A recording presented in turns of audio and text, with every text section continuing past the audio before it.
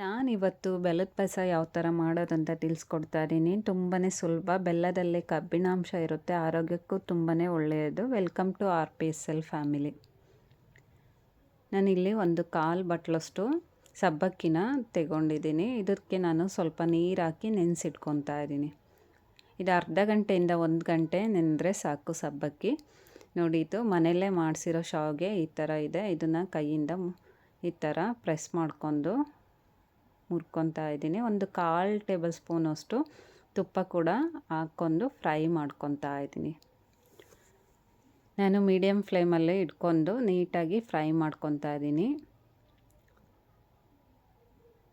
ಈ ಥರ ನೋಡಿ ಚೆನ್ನಾಗಿ ಫ್ರೈ ಮಾಡ್ಕೊಳ್ಳಿ.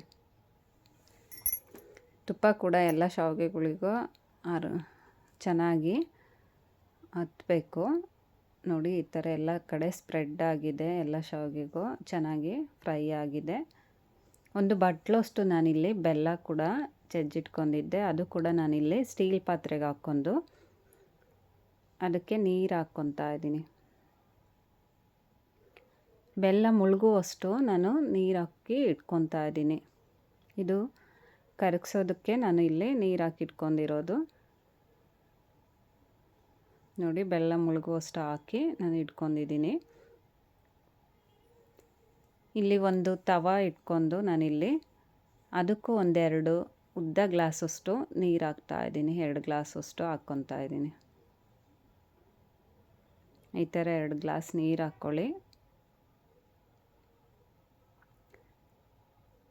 ಸ್ವಲ್ಪ ನೀರು ಸ್ವಲ್ಪ ಬಿಸಿ ಆದಮೇಲೆ ನಾನಿಲ್ಲಿ ಸಬ್ಬಕ್ಕಿ ನೋಡಿ ನೆನೆಸಿಟ್ಟಿದ್ನಲ್ಲ, ಅದು ನೀರು ಕೂಡ ಬಸ್ದಿಟ್ಕೊಂಡು ನೋಡಿ ಸಬ್ಬಕ್ಕಿ ಎಲ್ಲ ಉಬ್ಬಿದೆ.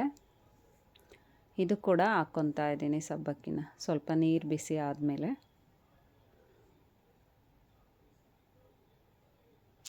ನೋಡಿ, ಈ ಥರ ಕುದಿ ಬರಬೇಕು. ನಾನು ಇಲ್ಲಿ ಶಾವಿಗೆ ಫ್ರೈ ಮಾಡಿಟ್ಕೊಂಡಿದ್ದೆ, ಅದು ಕೂಡ ಒಂದು ಬಟ್ಲಷ್ಟು ಫ್ರೈ ಮಾಡಿಟ್ಕೊಂಡಿದ್ದೆ. ಸಬ್ಬಕ್ಕಿ ಎಲ್ಲ ಬೆಂದಿದೆ. ಆ ಟೈಮಲ್ಲಿ ಹಾಕ್ಕೊತಾ ಇದ್ದೀನಿ. ನೋಡಿ, ಈ ಥರ ಸಬ್ಬಕ್ಕಿ ಎಲ್ಲ ಬೆಂದು ಮೇಲೆ ಬರ್ತಾ ಇದೆ. ಈ ಟೈಮಲ್ಲಿ ನಾನು ಶಾವಿಗೆನ ಹಾಕ್ತಾಯಿದ್ದೀನಿ. ಶಾವಿಗೆ ಹಾಕ್ಕೊಂಡು ನೀಟಾಗಿ ಮಿಕ್ಸ್ ಮಾಡ್ಕೊಳ್ಳಿ, ಅಂದರೆ ಕಲಿಸ್ಕೊಳ್ಳಿ.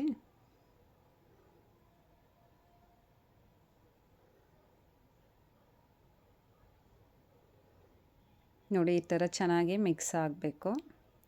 ಶಾವಿಗೆ ಕೂಡ ಅದೇ ಥರ ಬೇಯಬೇಕು, ಸಬ್ಬಕ್ಕಿ ಥರನೇ. ಬೇಗ ಆಗೋಗುತ್ತೆ, ತುಂಬಾ ರುಚಿಯಾಗಿರುತ್ತೆ. ಈ ಥರ ಹೆಲ್ತಿ ಕೂಡ ಒಳ್ಳೆಯದು. ವಾರಕ್ಕೊಂದು ಸತಿ ಮಾಡ್ಕೊಂಡು ತಿಂತಾಯಿದ್ರೆ. ನಾನು ಇಲ್ಲಿ ಒಂದು ಅರ್ಧ ಬಟ್ಲಷ್ಟು ತೆಂಗಿನ ತುರಿನ ತುರಿದಿಟ್ಕೊಂಡಿದ್ದೆ, ಅದು ಕೂಡ ನಾನಿಲ್ಲಿ ರುಬ್ಕೊತಾ ಇದ್ದೀನಿ. ಇದಕ್ಕೆ ಸ್ವಲ್ಪ ನೀರು ಸೇರಿಸ್ಕೊಂಡು ರುಬ್ಕೊತಾ ಇದ್ದೀನಿ. ನೋಡಿ, ಈ ಥರ ತುಂಬ ಸಣ್ಣನೂ ಬೇಡ, ತುಂಬ ದಪ್ಪನೂ ಬೇಡ, ಮೀಡಿಯಮ್ ಆಗಿ ರುಬ್ಕೊಳ್ಳಿ. ನೋಡಿ, ಶಾವಿಗೆ ಎಲ್ಲ ಸಬ್ಬಕ್ಕಿ ಕೂಡ ಬೆಂದಿದೆ. ಆವಾಗ ನಾನು ಆ ಟೈಮಲ್ಲಿ ನಾನಿದು ರುಬ್ಬಿರೋಂಥದ್ದನ್ನು ಕಾಯಿದ್ದು ಹಾಕ್ತಾಯಿದ್ದೀನಿ. ನೋಡಿ, ಇದು ಹಾಕಿ ಚೆನ್ನಾಗಿ ಮಿಕ್ಸ್ ಮಾಡ್ಕೊಳ್ಳಿ. ಕೆಲವರು ಹಾಲು ಹಾಕಿ ಮಾಡ್ತಾರೆ, ಈ ಥರ ಕಾಯಿ ಹಾಕಿ ಇದು ಕೂಡ ಚೆನ್ನಾಗಿ ಟೇಸ್ಟ್ ಇರುತ್ತೆ. ನಾನಿಲ್ಲಿ ಬೆಲ್ಲನ ಸೋಸಿಕ್ಕಿದ್ದೀನಿ ಒಂದು ಬಟ್ಲಿಗೆ. ಅದು ಕೂಡ ನಾನಿಲ್ಲಿ ಬೆಲ್ಲದ ನೀರ ಸೇರಿಸ್ತಾ ಇದ್ದೀನಿ ಪಾಯಸಕ್ಕೆ.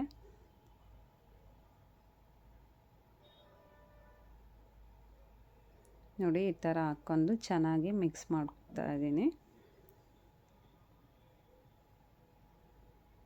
ಈ ಥರ ನೋಡಿ ಚೆನ್ನಾಗಿ ಮಿಕ್ಸ್ ಆಗಿದೆ. ಇದು ಒಂದು 5ರಿಂದ 10 ನಿಮಿಷ ಕುದ್ರೆ ಸಾಕು, ಪಾಯಸ ರೆಡಿ ಆಗೋಯಿತು. ನಾನಿಲ್ಲಿ ನೋಡಿ ಗೋಡಂಬಿ ಫ್ರೈ ಮಾಡಿಟ್ಕೊಂಡಿದ್ದೆ, ಒಂದು 8ರಿಂದ 10. ಅದು ಕೂಡ ನಾನಿಲ್ಲಿ ಪಾಯಸಕ್ಕೆ ಹಾಕ್ತಾಯಿದ್ದೀನಿ. ನಾನಿಲ್ಲಿ ಒಣ ಶುಂಠಿ ಪೌಡ್ರ್ ಕೂಡ ಹಾಕಿದ್ದೀನಿ, ಅದು ವಿಡಿಯೋ ಸ್ಕಿಪ್ ಆಗಿದೆ. ಒಣ ಶುಂಠಿ ಪೌಡ್ರ್ ಹಾಕ್ಕೊಂಡ್ರೆ ತುಂಬ ಟೇಸ್ಟಿಯಾಗಿರುತ್ತೆ, ರುಚಿಯಾಗಿರುತ್ತೆ. ಅದು ಕೂಡ ನಾನು ಸ್ವಲ್ಪ ಹಾಕಿದ್ದೀನಿ, ಒಂದು 1/4 ಟೇಬಲ್ ಸ್ಪೂನಷ್ಟು. ಪಾಯಸ ರೆಡಿಯಾಗೋಯಿತು. ನೋಡಿ, ಈಸಿಯಾಗಿ ಮಾಡ್ಬೋದು, ಚೆನ್ನಾಗಿರುತ್ತೆ. ಯಾರೆಲ್ಲ ವಿಡಿಯೋ ನೋಡ್ತಾ ಇದ್ದೀರಾ ಲೈಕ್ ಆದರೆ ಕಮೆಂಟ್ ಮಾಡಿ, ಶೇರ್ ಮಾಡಿ, ಸಬ್ಸ್ಕ್ರೈಬ್ ಆಗಿ.